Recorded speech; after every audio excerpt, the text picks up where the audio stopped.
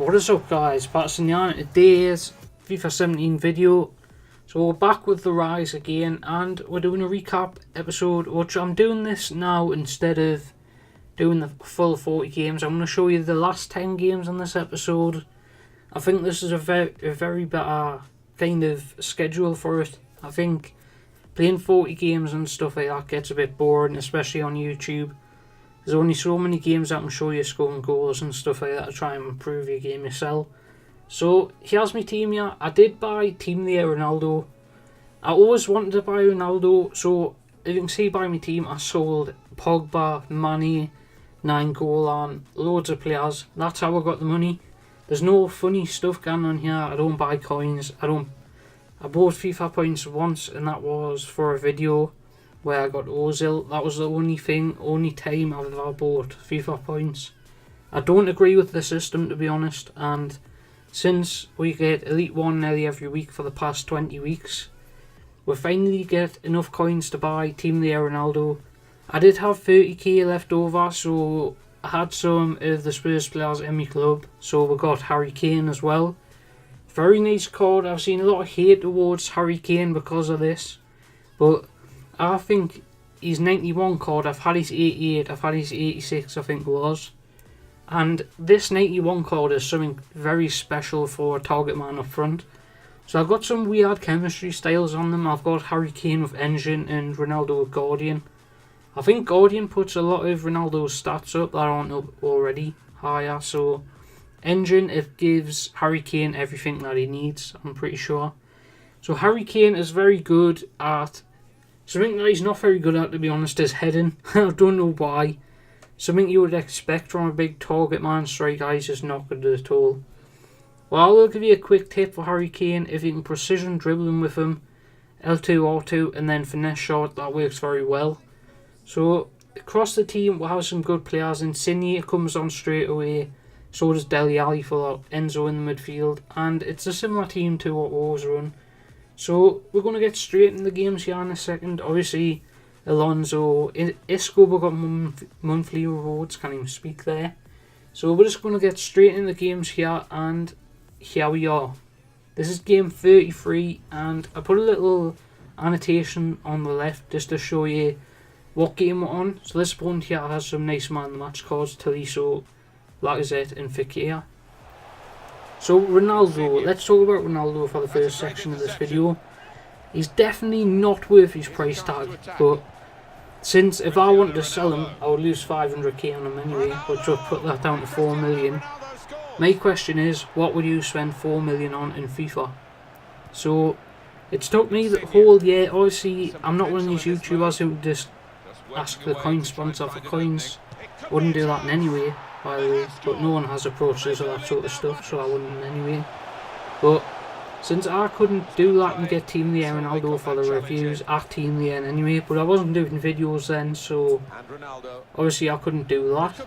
But this is actually a well-deserved card for me personally in the game, because I think I have definitely worked towards this Ronaldo since the start of FIFA. I've always wanted a Team of the Year card that was actually going to impact the game at some point. So I went with Team of the Year Ronaldo. I held off quite a bit because I was going to get Team of the Year Suarez, and I thought there's no real point to that. I had Team of the Year Modric, and I liked him to a certain extent. He was kind of like Ronaldo. He could change the game in like the 120th minute. I would say he done that a lot for us. So down the line, if we get another Elite 1 or something like that rewards, we're going to go straight and try and get him. So what I'm going to do here is take a quick cut and see what that big bang was. So here we're back. So guys, I'm back here and I still don't know what that big bang was. I think it was my dog trying to get in the bin, as he normally does. But other than that, we're just going to, I think I've synced the audio correctly, but I'm not sure I ever have. So this should be the Ronaldo fuck up forward. So he went to, that actually headed that away in the clip. As you can see, Kyle Walker had a chance to clear off line. He didn't do that either. There's something else I want to talk about. If you are a YouTuber and you have family members in the house, they normally do everything you can to disrupt your recording. like you might be able to hear in the background. Obviously I'm upstairs, they're downstairs, but they don't understand the thing that audio needs to be, there needs to be no background noise, but they seem to not really understand that, even though I've told them numerous amount of times, but they just don't listen. So Harry Kane there puts with a 3-2 up. His opponent here he was quite good actually. I normally see people aren't very good, but obviously you can't really tell if someone's good in FUT Champions in my opinion. Or in any other game mode you can't really tell if someone by skill and their initial skill cap due to certain things what could go wrong in the game and stuff like that. So I could play one game. I've probably played against pros on FUT Champions and stuff like that. I don't know the pros, which I know what a lot of YouTubers do because of the fan base and stuff like that. I don't know if I've played a pro before, but if I have, I've probably beat them. Actually, that's a lie. I think top 4th in the world, I think he was, and we drew until penalties and then I scored and won. Which I think, I can't remember his name, but that was very early on. Not this week, I think it was 2 weeks ago. Which I didn't mention in the video and I should have put it in the title or something. But he has a penalty with Ronaldo here. We do actually get the arrow and it's the here. He went the right way, he just went too late, didn't he? And there's that classic Ronaldo celebration. And then he stopped playing. I don't get why people do this. Like, it's 2-0 up, you've still got time to come back. And then he rage quits, even though we didn't score that with Harry Kane. So I don't know if by people slamming the doors downstairs, you can hear me mic kind of shuddering a bit. That's what the big bang was before. But I'm going to keep going because this video is nearly at its end and I don't want to upset the first time recording thing that I do. So we're at game 36 here and we have Balde Dio, I think his name is. Very good card, I think, for 20 to 10k, I think he is. So another thing, Insigne, Harry Kane and Ronaldo, aka Rick. So Ronaldo, Insigne and Kane, Rick Grimes, obviously, Walking Dead. But the combination between them and the blend is unbelievable for a strike force. Probably my favourite in the game as a combination goes. That opponent rage quit there to give away the 30th win.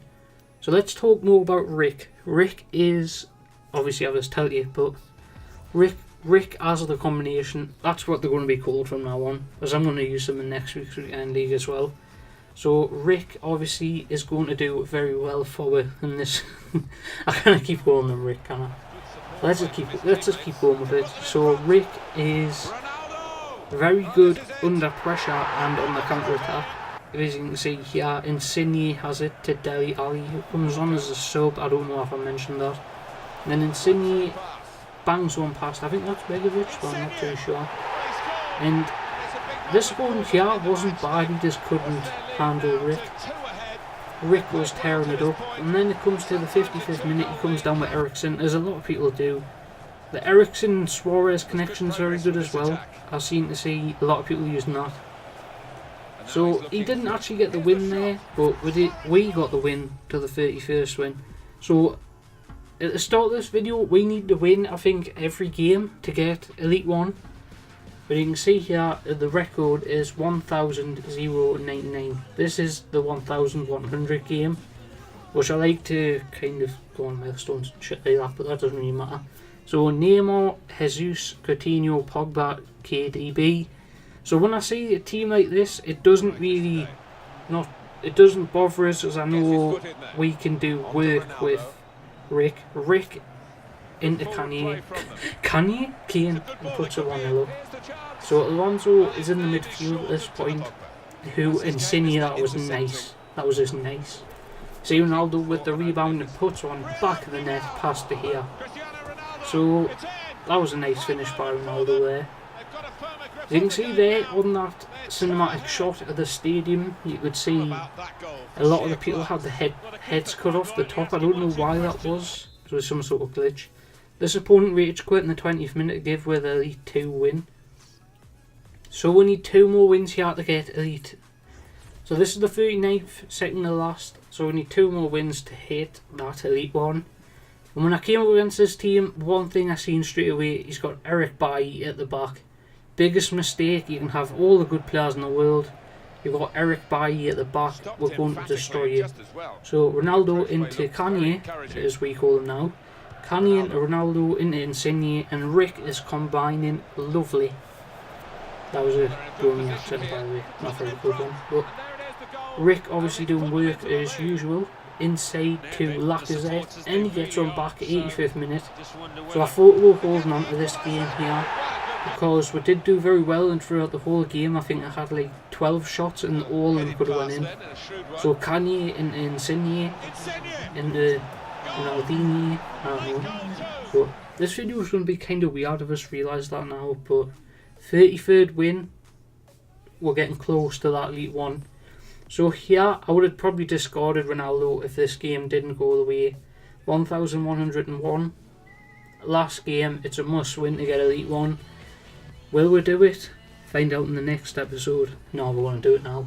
But here you can see we obviously start the proceedings off with Isco, Ronaldo, looking for Insigne, and put it past Casper, the friendly ghost. Puts a 1-0 up against, I don't know what this opponent's team name is, which I should really look at the team, go through the key players and that, but the team doesn't bother me at all. I just go in with my player style, not theirs. So Ronaldo there, 2 goals we have been under pressure there, but obviously because of the overall and some key abilities they've got. This was important here. This was important. If I didn't make that challenge, he was going to come back in the game. That's how we got Elite 1. Marcos Alonso doing a job for when the defence getting himself a red card. Doesn't have a red card now, has just played a single match to get rid of it. Because he is the saviour of this episode. Marcos Alonso keeps doing it, and he didn't. I thought there, if he wasn't going to make that challenge and win us back the ball from the free kick, which actually did happen, we got to head our way, that Martial could have striked and scored there, and then he would have had the momentum to score in the 90th minute, which I didn't want happening. So that's why Marcos Alonso got himself a red card. Other than that, I think that was a very heightened performance of it. And I think, I can't remember which game it was, but it wasn't. It was either the 34th game or something. I put all my training cards on one player. Not one player, on my full team to see if they were actually playing well. And they were all dribbling, which I think, it doesn't help much, but on the centre backs, it really helps putting dribbling, because the way the players move when the ball's going over the top, and you've got a L1 triangle over the top, and you've got your defenders to move fast. Which dribbling people think is just a ball, but it's obviously not. It's agility, reactions, stuff like that. So when you've got a slow centre back, maybe Winston Reid hasn't got very good agility. Put the dribbling on him, he gets a kind of yard head start than what he normally would. Which is the same with speed attribute cards. I think they're the most expensive ones. Which I don't use speed ones. I think they're kind of game breaking for FUT champions. I think I've used dribbling. Dribbling is the only ones I use just because they're the least harmful. They don't do anything, really. I think Isco as well in the centre mid spot. He's a lot better than Dele Alli, which I was quite surprised at. Dele Alli doesn't really do anything for me. Which, that's why I'm trying to save up some coins to try and get either Pogba or Guy from Everton, which I think he would be a good replacement for Pogba, but Pogba's 400k, somewhere around there. Guy's 150k. So you can see we hit Elite 1. Obviously we're going to get into the final page in a second, but a very good game. This has been a long section for me here to talk about the Elite 1 run, and we did very well. The start is something I haven't said in this video. I said it in my Road to Glory episode just before.